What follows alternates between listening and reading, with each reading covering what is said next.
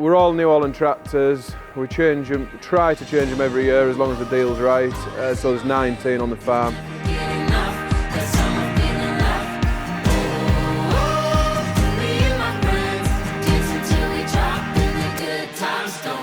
I grew up on a family farm that we had till I was about 18. Yeah, I do. I wish we still had it. Yeah, it was a right nice farm, actually. I blame my mother, really, because she should have been my dad and my auntie should have been my uncle. Then it might have passed down a bit better, but yeah, no, it wasn't meant to be. Everything's a work of art, already got everything we need to dance in the glow.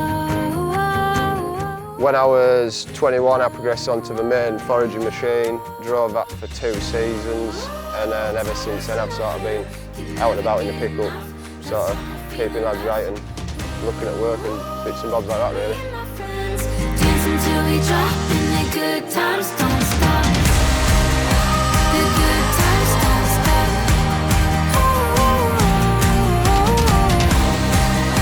The good times don't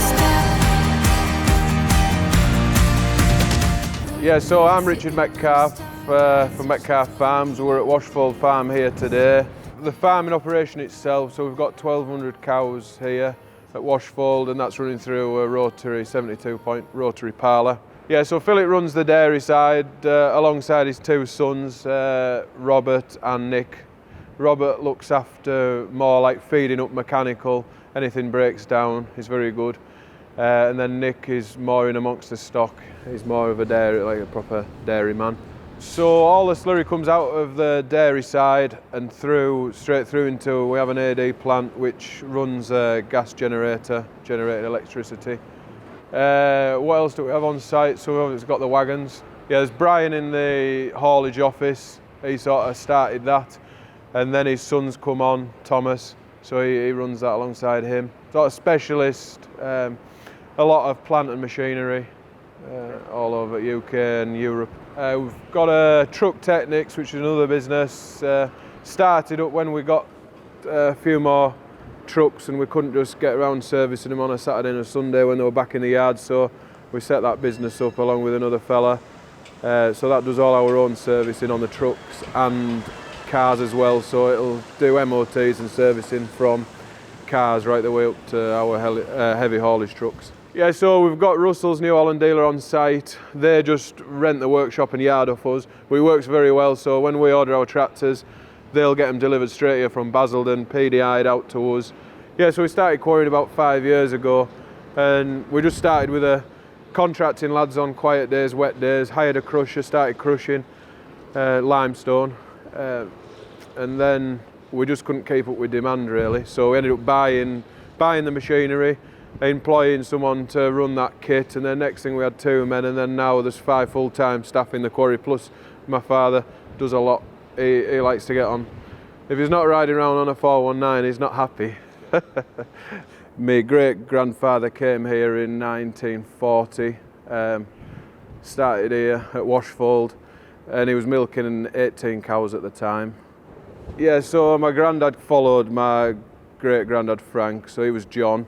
And then he came off with 3 sons, so there's my father David, Brian and Philip, so David's the eldest. My father David being the eldest, he left school in 1980 and we had 80 cows on the farm at that time.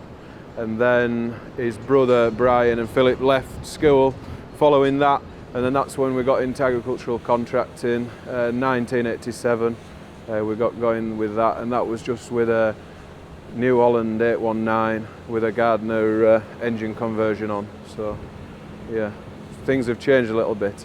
So there was just a gap in the contracting market, and they just decided they were sort of machinery mad, so they took the chance and bought an old forager out of the dealers and had a go. Yeah, so all 3 brothers, including my father, get on very well. I think it works quite well because there's all the different businesses now, so no one's stepping on each other's toes, although we all make like bigger decisions together. It seems to work very well. I would say the last 16 years we've sort of really pushed forward with a lot of things across all the businesses. When we started with the contracting there, my father and 2 brothers, Brian and Philip, they would all muck in with the dairy side and feeding up and then going out contracting once they're fed up on a morning. But now we've sort of got separated off a little bit into each of the businesses. So Philip's looking after the dairy, Brian's on with the haulage, and then my father looks after sort of the finances and then looking after the quarry. Yeah, so I left school in 2008, tractor mad. I wanted to be on a tractor all the time really. Like within a couple of years I was starting to deal with customers and then getting pushed along and taking staff on. So by the time I was 18 I was taking staff on, speaking to customers, organising the lads, and just went on from there really. When I was running the contractor when I was a bit younger, I think I felt the pressure a lot more, whereas now I think you sort of with age, and also you can watch the weather yourself, although I don't like to sort of say to a customer, well I don't think it is going to rain tomorrow, because then if it does you're in a bit of trouble. Yeah, so the main team have been down Dale on a AD plant cutting rye for the last 8 days. They're following on to what is the AD plant's second cut. Then we've got a team of mowers in here, our mowers in Washfold, so they're cutting the second half of our third cut. Another set of mowers, another local farm cutting a 400-acre job for tomorrow. Sort of got today and tomorrow, and then I think the weather's going to break again, so we've got a fair bit on really.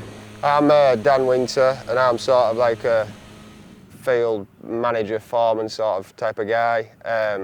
We're currently harvesting rye in the Borough Bridge area, just on the side of the A1. And yeah, basically I'm just sort of spend my time out and about with the lads, making sure stuff's going right, looking at jobs and sort of bits and bobs like that really. I've worked for Metcalfe for, this will be my 8th season now. Started off as an apprenticeship from college, went to Askham Brighton College, did a day a week while I was there. Then got a full-time job once I left college, just such as trailering, bits and bobs like that. When I was 21, I progressed onto the main foraging machine, drove that for 2 seasons, and then ever since then I've sort of been out and about in the pickup, sort of keeping lads right and looking at work and bits and bobs like that really. Yeah, so I've always had a passion for farming. My dad's a gamekeeper, and I sort of spent my youth with him and sort of didn't fancy doing that, so I thought I'd have a change, and Metcalfe's were in a way where I could do a placement, learn a lot of stuff. To be fair, I probably learnt more working than I did at college, but there was just plenty of opportunity with them just to progress and learn more about it, really. Yeah, well that's one of the good things really about here. We sort of, lads if they're keen and want to be on to do stuff, we sort of let them progress, and I've obviously progressed all my way through and done as much stuff as I can, got the knowledge that I've got today, and yeah, so basically I've just sort of worked my way up, and we currently have lads which are currently now working their way up, getting on to bigger and better jobs and getting more responsibilities, and yeah, you've got to put faith in lads, but a good lad goes a long way with us really. Well, today in total we'll have about 22 lads on this one job. Peak season we can have anywhere between 20, 30, 32 staff on. We have a lot of farmers' sons which come now and then, which are pretty handy just on a self-employed basis, just filling where we need to be, and then we'll have 17 lads on full-time roles. Sort of keep them lads going all the time, and then self-employed lads just come in and fill in where they need to really. Richard and I, we sort of work alongside each other, it works fairly well.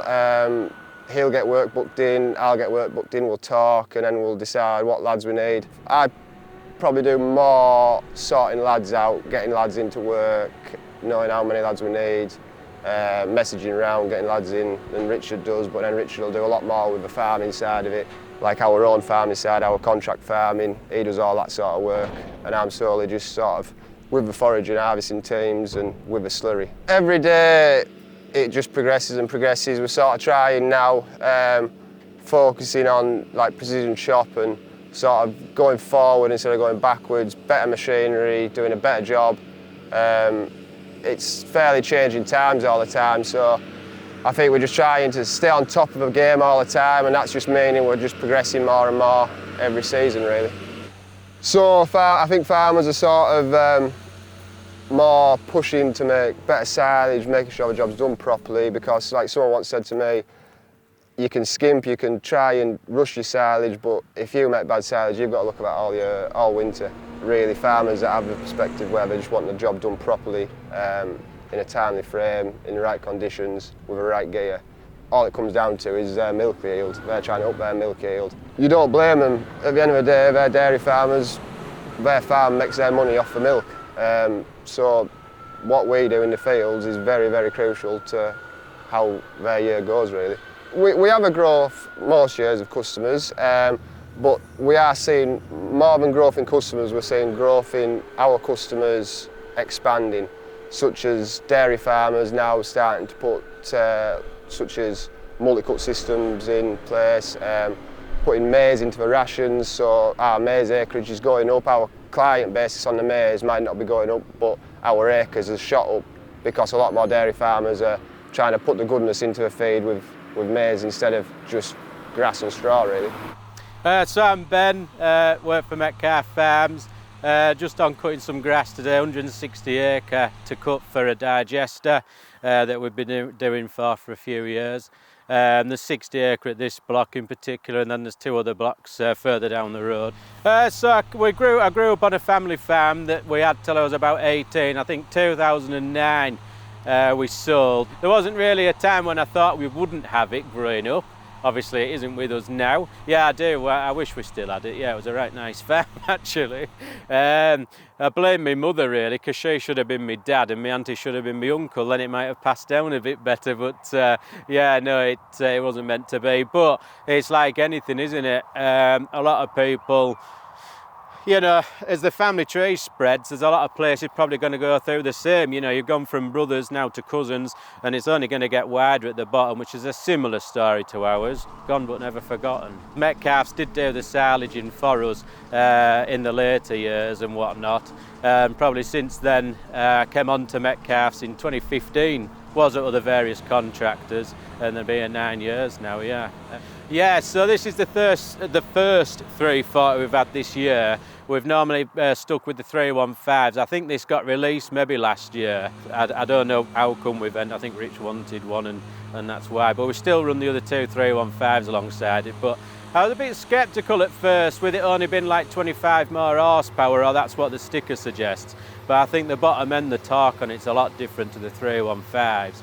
There's another lad, he's called Luke, he drives one of the 315s and he did a day or 2 on it and he said there's a difference. I think there is an improvement, to be fair, with them, yeah, and they don't shy away from speccing them up as well. They're a nice place to be. Full LED package, and we've gone for the twin IntelliView 12 screen this time. Just a lot more implements now are becoming isobus. Last year we just had the 1 screen on the armrest. You could split the screen and have half auto steer and half isobus, but you found you minimise, like, you know, what you were looking at too much. So we've gone for the second screen this time, so you can just have a full isobus screen, a full auto screen. You've got everything there that you need, and no one wants wires hanging out the back window all day. It lets dust in, you end up having to clean cab out again. The best thing they did was get the new cab put on them, because I think everyone can agree New Holland were just getting a bit long in the tooth of that cab, especially when you saw other manufacturers. I think that old cab had been around since 2008, I think. No, that, to be fair, if they stayed like that, I'd be quite happy. Everything's there, everything's full of customisable, it's comfy, very quiet. And that's, for me, I think, is the best bit, because them other ones, you're just listening to mowers drone at the back of your head all day. Yeah, it got a bit annoying. But no, I think if they stayed like that, I think everyone would be quite happy. So today we're running 2 Jaguar 990s. We hire a third in when we need one. Yeah, we did have 3 foragers, but we actually traded the oldest one in, swapped that for 2 Pottinger forage wagons. We just had a few customers wanting to try them, so we thought, well, we'll chop the forager in and just see how that goes. So we're just running with the wagons as and when we need them, or when a customer wants them. We're all New Holland tractors. We change them, try to change them every year as long as the deal's right. So there's 19 on the farm of new ones, and then we have a couple of older ones just doing smaller jobs as and when. We run 3 Lexion 6800 straw walker machines, combines. We have a couple of contract farming agreements. Quite a lot of stubble to stubble contracts, and then just any reseeding. There's not really much we don't do, to be honest. We try and cover everything, and then if we can get on a farm, say, with a hedge cutter, we can be there if he wants anything else doing. Yeah, so on chopping side and baling side, we run all Claas grassland equipment. So 2 sets of triple Claas mowers, 3 4-rotor rakes, twin rotor rake, follow the baler or the forage wagons if it's a bit of a heavier crop.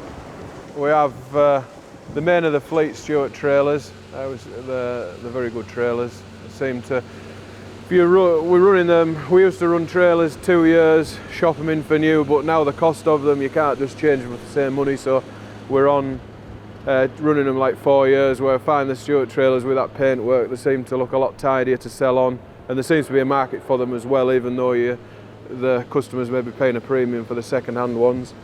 And then we've got 3 Smith Super Cubes, which fit into it with the force steering, fit into the contracting very well, especially on the long leads and like bigger farms. Although we can take them up Wensleydale, yeah, they're very good. You can get a lot of grass shifted with them. They are just to watch a little bit with the force steering, but they are, you can more or less put anyone on them as long as there's wide enough gateways and big enough roads. If we're off south, normally if we're setting a lad off for the first time on one, we'll send him down Dale.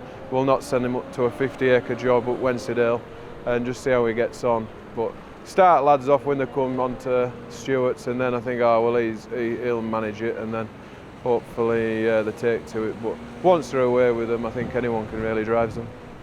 Yeah, so when I was first here, machinery was a lot smaller. It's just gone bigger and bigger and bigger. Some respects it's a good thing, some it isn't. We have a lot of little villages that we have to go through, big machines, they don't really like that, but we try and do our best with it. But don't get me wrong, these triaxle trailers, yeah, they're a pretty user-friendly type of thing, but you want a good lad sat on them. They do take a bit more manoeuvring about, a lot more running gear on them, want to be looked after more maintenance-wise. Tracking, you got to keep the tracking right on them. So yeah, you sort of want someone with a bit of knowledge about them really on them. Both front and rear axle have to be tracked up every morning. We try and do them every morning basically. Basically what it is, you knock the pressure out of the axles, you put it in a dead straight line until all 3 axles are straight, lock them off, pump them up with pressure, and that just holds the tracking for the day basically. I don't know, just over time, little bits of leaks, or I think if they get knocked or something like that, they can sometimes knock the tracking out. You don't find it really comes out, it's more just a good practice. We sort of try and keep them tracked up. As you'll soon, if your tracking's out, you'll soon burn a set of tyres off in no time. So we sort of try and make it good practice to keep on top of the tracking, keep them tracked up properly. You can scrub a set of tyres off within a day. If your tracking's out, if you're pulling the weight of rye down the roads and you've got that tracking out on that back axle, it'll rub a set of tyres off, no time at all. So you need to be on the ball with it. So that's why we try every morning. Lads jump out to the toilet or something like that, just jump out for a bit of fresh air, check the tracking. So this week we're sort of, well, dodging rain showers really. We've been on with this rye harvest now we've been out the yard for this rye for 10 days now. We've chopped, currently with this last AD job, we've done 650 acre here. It's just in the last 45 acre. Currently we've got the mowers running just down the road. They're dropping grass for the same AD plant, which we're hoping to go into tomorrow morning. Drop the whole crop header and put the grass pickup on and bray away in there. But yeah, we're sort of into third cuts now. Plenty of work to be going at, just weather really. It's just a bit hit and miss catchy. We set on last weekend to do our own grass, which is just over 900 acre, third cut. We got half it done and then we had to sort of pull the mows out and sort of get it picked up because just the forecast wasn't there. We've been pretty lucky with this rye. We're sort of a bit down out the hills, down the lower levels, and weather's sort of stayed a bit more settled down here. So we've managed to romp on putting like 100, 120 acre a day through the forager. So yeah, we've been fairly busy, but still plenty to do really. It's just an evolving place all the time, you know. It's grown massively even in the last 10 years since I started, and some of the older lads will tell you even more. You know, like a lot of the yard where the wagons are, they're all fields that they were silaging at one point. It's just got bigger and bigger, but you can't really stop, can you? It's an addiction. Predominantly, a lot of my work's mainly arable, which I do have a lot of passion for. So it works quite well, really. Them jobs all fitting together, I would say. But yeah, I like my arable, really. It'd be nice. Just need someone to ring for some combine, and then I can get myself gone, like. I would think it will be a fortnight. I was speaking to our agronomist earlier today. He was saying there's some barley ready to be sprayed off, probably this next week. Speaking to some other customers, they didn't think far away from maybe the 15th, so combines are all ready to roll. So hopefully we can get them into some corn, but as ever with the combines, I'll try move and it'll absolutely piss down, won't it? So it was looking nice last week, but maybe we've had our summer already, that might have been it. I've always loved harvest from a kid, and it seems to have stuck me. It's probably one of the only things I get excited for nowadays. Yeah, I don't even think kids been born filled me with that much excitement, to be fair. Good times don't stop. The good times don't stop.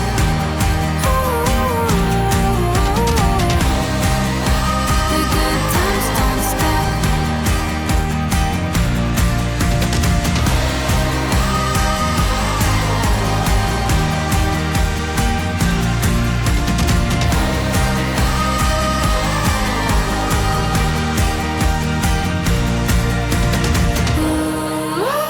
It's always in my head, can never get enough. That summer feeling rough. Ooh, me and my friends dancing till we drop, and the good times don't stop.